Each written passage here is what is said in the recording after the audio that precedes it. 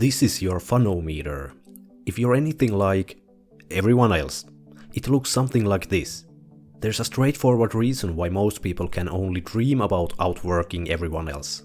Whenever there's more than one activity present simultaneously, which is all the time, your subconscious mind is automatically pulled towards the more dopamine stimulating one. That subconscious piece just won't succumb with conscious efforts like using willpower.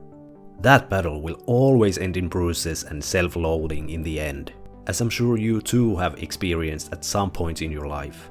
The secret is to turn that subconscious powerhouse to work for you rather than against you.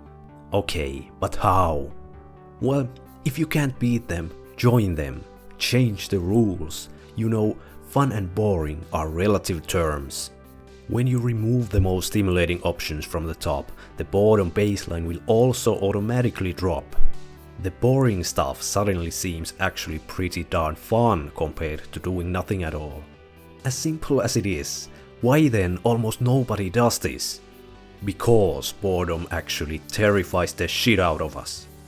In one study, participants were put in a room alone with nothing more than a button, which gave them an electric shock when pressed. Obviously, the participants wouldn't freely choose to hurt themselves only to alleviate boredom, right?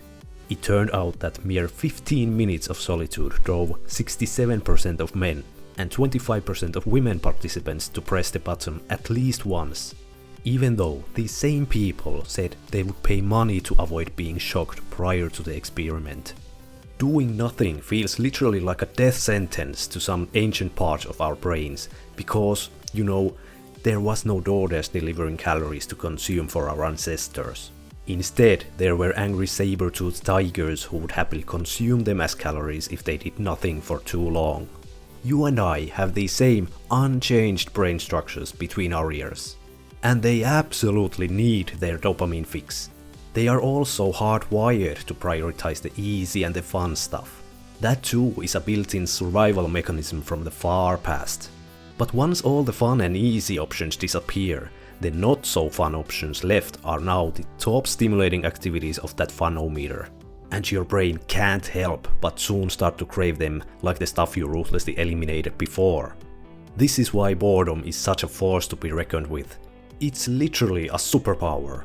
No one else will have the courage to harness it. Will you? Now, take a quick inventory of your personal funometer. What are the most stimulating activities at the top? How about those below the boredom baseline you want to start prioritizing more?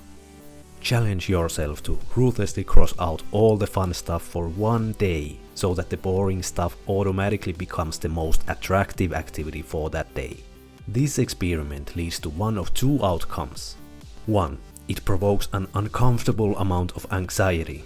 Or 2. You discover an unimaginable source of new productivity. Both of which are great outcomes to have. Why?